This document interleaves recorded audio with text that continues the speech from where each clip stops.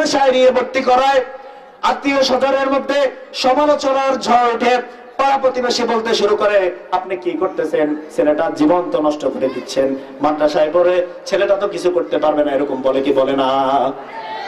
এরকম বলে ভাই। আল্লাহ তাআলা রাসূল আকরাম সাল্লাল্লাহু আলাইহি ওয়াসাল্লাম বলতেছেন, মান জাআলাল কুরআনা আমামাহু কাদাহু ইলাল জান্নাহ, যে ব্যক্তি কোরআনকে সামনে রাখবে, কোরআন অনুযায়ী জীবন গঠন করবে, কাদাহু ইলাল জান্নাহ, কোরআন তাকে টানতে টানতে জান্নাত পর্যন্ত পৌঁছিয়ে দিবে। চিৎকার মেরে বলুন সুবহানাল্লাহ। ওয়া মান জাআলাহু খালফা যাহরিহি সাকাহু ইলান নার, যে ব্যক্তি কোরআনকে পিছনে রাখবে, কোরআনকে বলবে যে কোরআন তুমি তো পুরাতন হয়ে গেছো, তুমি 1400 বছর আগে এসেছো, এখন তুমি চলো না, এরকম আমরা ধারণা করতেছি, কিন্তু আসলে কিন্তু এরকম না। আজকে বিজ্ঞানের দিকে যদি আমরা তাকাই, বিজ্ঞানের প্রত্যেকটা আবিষ্কার কোরআনের সাথে মিলে যাচ্ছে।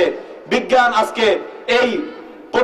আজকে 2000 শতকে এসে, 19 শতকে এসে, 18তম শতকে এসে যে আবিষ্কারগুলো করতেছে, সেই আবিষ্কারগুলো 1400 বছর আগে কোরআনের মধ্যে ছিল। কথা ঠিক না ঠিক?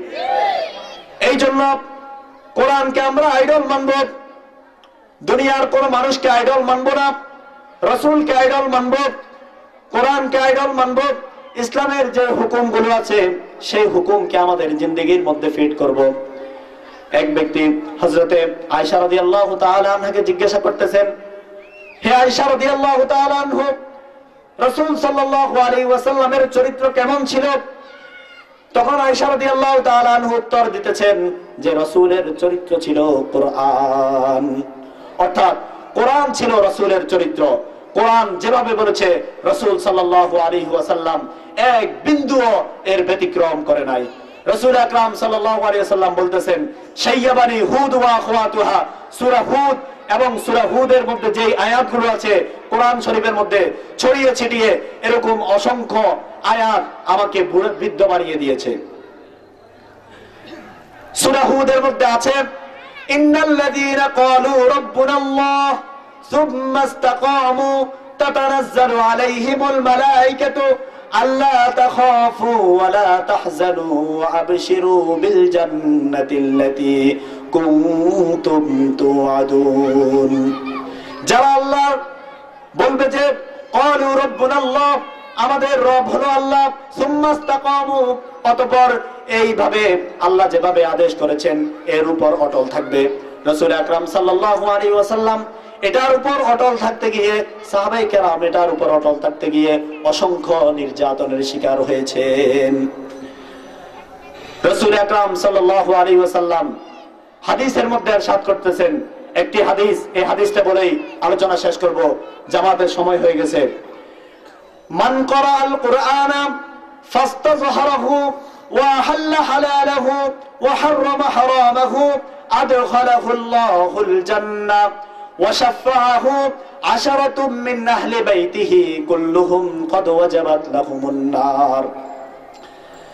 রাসূল আকরাম সাল্লাল্লাহু আলাইহি ওয়াসাল্লাম বলতেছেন যে কোরআন পড়লো, ফাস্তাযহারাহু, অতঃপর কোরআনকে সিনার মধ্যে ধারণ করলো, ওয়া হাল্লা হালালাহু ওয়া হাররামা হারামাহু, এবং কোরআন অনুযায়ী জীবন পরিচালনা করলো, আদখালাহুল্লাহুল জান্নাহ, আল্লাহ তাআলা প্রথম খেলাই তাকে জান্নাতে দিয়ে দিবেন। চিৎকার মেরে বলুন সুবহানাল্লাহ। এরপরে পুরস্কারের কথা বলতেছেন, কিরকম পুরস্কার? অর্থাৎ কোটার কথা বলতেছেন। কোটা বুঝেন? এই যে শিক্ষিত মানুষ যারা তারা বুঝবেন, আজকে চাকরির মধ্যে কোটা পদ্ধতি চালু করা হয়েছে। এই কোটার কথা আল্লাহ বলতেছেন, ওয়াশাফাহু আশারাতুম মিন আহলি বাইতিহি কুল্লুহুম ক্বাদ ওয়াজাবাত লাহুমুন নার। এই হাফেজ তার পরিবার পরিজনের মধ্যে এমন 10 জনের ব্যাপারে শাফায়াত করবে যাদের জন্য জাহান্নাম ওয়াজিব হয়ে গেছে। চিৎকার মেরে বলুন সুবহানাল্লাহ। তাহলে আমরা আজকে যারা পড়াশোনা করতেছি তাদেরকে জিজ্ঞাসা করলে বলতে পারবেন, তারা আজকে এই যে বাংলাদেশে অথবা পৃথিবীর বিভিন্ন রাষ্ট্রে যে কোটা পদ্ধতি চালু করা আছে, মুক্তিযুদ্ধ কোটা, পোষ্য কোটা, তারা কত হাহাকার করে, আমার যদি একটা কোটা থাকতো। কিন্তু আমরা পরকালের ব্যাপারে চিন্তা করতেছি না যে আমার যদি একটা কোটা থাকতো, আমরা নিজেরা হাফেজ হচ্ছি না, আমাদের পুত্র সন্তান, আমাদের ছেলে মেয়ে, আমাদের নাতি, আমাদের আত্মীয় স্বজনকে আমরা হাফেজ বানাচ্ছি না। অথচ হাফেজ বানাইলে আল্লাহ আমাদেরকে হয়তো জান্নাত দিয়ে দিবেন তার উসিলায়। ঠিক না ঠিক? এই জন্য আমাদের সন্তানদেরকে হাফেজ বানানোর জন্য কে কে রাজি আছি হাত তুলে দেখান। আল্লাহ তাআলা আমাদের এই নিয়তকে কবুল ও মঞ্জুর ফরমান। এবং আজকে অনেক বড় বড় আলেম এখানে আসবেন, হুজুরদের আলোচনা অনেক ভালো আলোচনা, আমি নিজেও শুনবো। সবাই আমরা আজকে হুজুরদের আলোচনা শুনে আমলের নিয়তে গুনাহ মাফ করে আজকে আমরা মাহফিল ত্যাগ করব। সবাই বলেন রাজি আছেন কিনা? আল্লাহ আমাদের এই ত্যাগকে কবুল ও মঞ্জুর ফরমান। আমিন। ওয়া আখির দাওয়ানা আলহামদুলিল্লাহি রাব্বিল